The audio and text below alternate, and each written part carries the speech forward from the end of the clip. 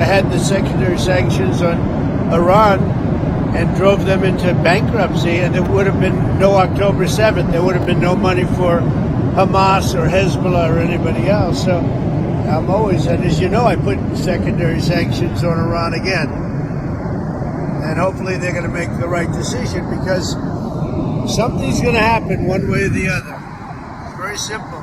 It's going to happen one way or the other. They can't have a nuclear weapon. So we'll either do it friendly or we'll do it very unfriendly, and that won't be pleasant.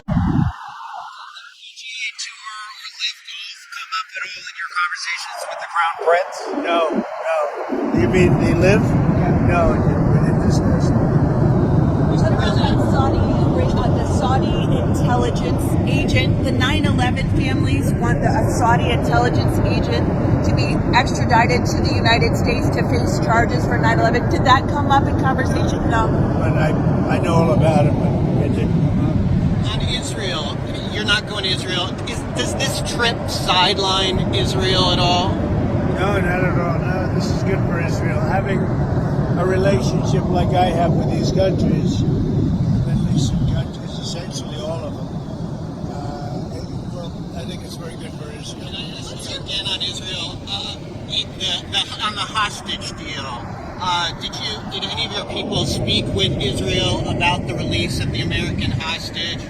I'm sorry, on the sanctions lifting of Syria. Let me ask you first. What credit does Israel deserve, if any, for that release of the hostage? Well, they've been fighting a long time. They've been, they're warring, and I think they deserve a lot of credit.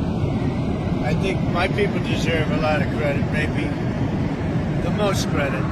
Look, he wouldn't be there, but weren't for us, he wouldn't be living right now. Probably none of the hostages would be living right now, and we probably have 20 that are living that will be getting out step by step. A lot of progress. We've gotten a lot of them out. And last time, a couple of weeks ago, 10 people walked into my office, the Oval Office, and they said they had a 59 on their shirt, on their front. And I said, what does that represent, the number of hostages? I said, wow, that's a lot. They said, well, 24 are living, and now it's 20. The number is 20 are living. 4 have died, and the young people. Young people don't die. Young people are killed, they don't die. So the 24 living of the 59, the 24 living is now down to 20. And we got Edan out. It's great. His family was so thankful.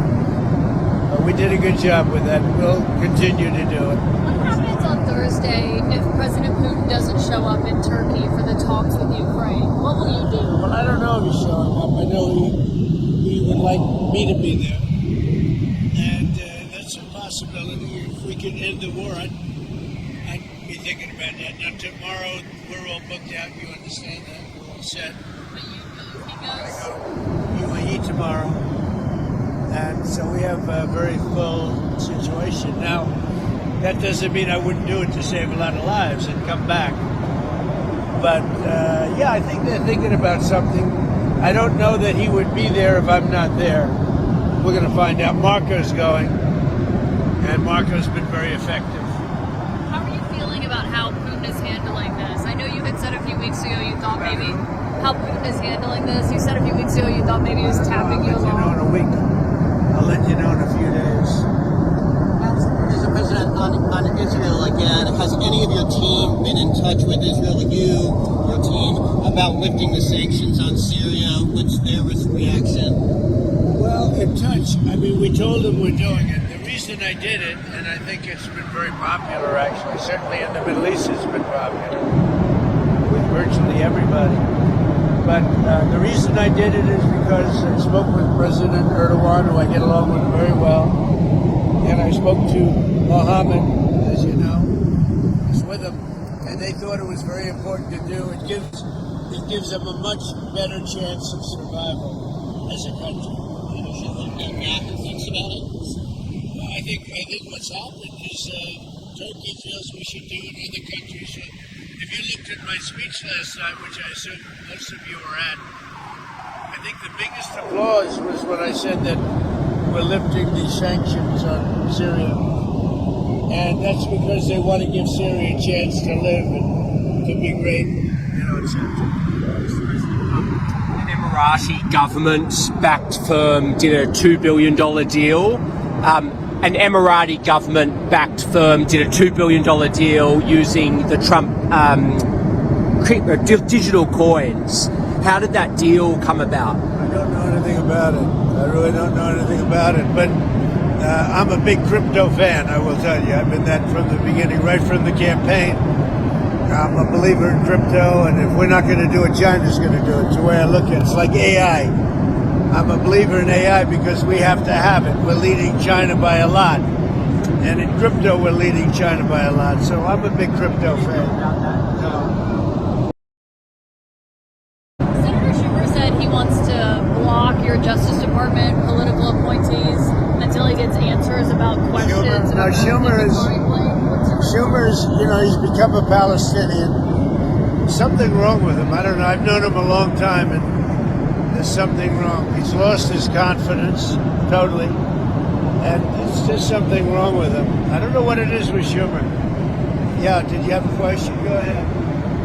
Oh, I've got two questions on Iran and Russia. Are you still considering secondary sanctions on Iran's oil exports? Let's see what happens over the next week. I don't really want to answer it because I want to see what happens over the next week. Go ahead. Okay, and then on Iran and Russia, are you considering sanctions on Russia for supporting Iran and for the continued war in Ukraine? Again, I don't want to talk about it, but I'm always considering the secondary sanctions. I had the secondary sanctions on Iran and drove them into bankruptcy, and there would have been no October 7th. There would have been no money for Hamas or Hezbollah or anybody else. So I'm always, and as you know, I put secondary sanctions on Iran again. And hopefully they're going to make the right decision because something's going to happen one way or the other. It's very simple. It's going to happen one way or the other. They can't have a nuclear weapon. So we'll either do it friendly or we'll do it very unfriendly, and that won't be pleasant.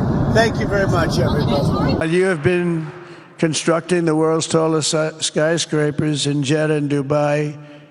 Tehran's 1979 landmarks are collapsing into rubble and dust. They had it going for a little while under a much different system, but those buildings are largely falling apart, falling down, while you're building some of the world's biggest and most incredible infrastructure projects, buildings, all sorts of things you're building that nobody's ever even seen before. Iran's decades of neglect and mismanagement have left the country plagued by rolling blackouts lasting for hours a day. All the time you hear about it. While your skill has turned dry deserts into fertile farmland, Iran's leaders have managed to turn green farmland into dry deserts as their corrupt water mafia, it's called it the water mafia, causes droughts and empty riverbeds. They get rich, but they don't let the people have any of it. And then, of course, there's the key difference at the root of it all. While the Arab states have focused on becoming pillars of regional stability and world commerce, Iran's leaders have focused on stealing their people's wealth to fund terror and bloodshed abroad. Most tragic of all, they have dragged down an entire region with them. I don't like permanent enemies, but sometimes you need enemies to do the job, and you have to do it right. Enemies get you motivated. In fact, some of the closest friends of the United States of America are nations we fought wars against in generations past, and now they're our friends and our allies. I want to make a deal with Iran. If I can make a deal with Iran, I'll be very happy if we're going to make your region and the world a safer place. But if Iran's leadership rejects this olive branch and continues to attack their neighbors, then we will have no choice but to inflict massive, maximum pressure, drive Iranian oil exports to zero, like I did before. If you know that, they were a virtually bankrupt country because of what I did. They had no money for terror. They had no money for Hamas or Hezbollah, and take all action required to stop the regime from ever having a nuclear weapon. Iran will never have a nuclear weapon.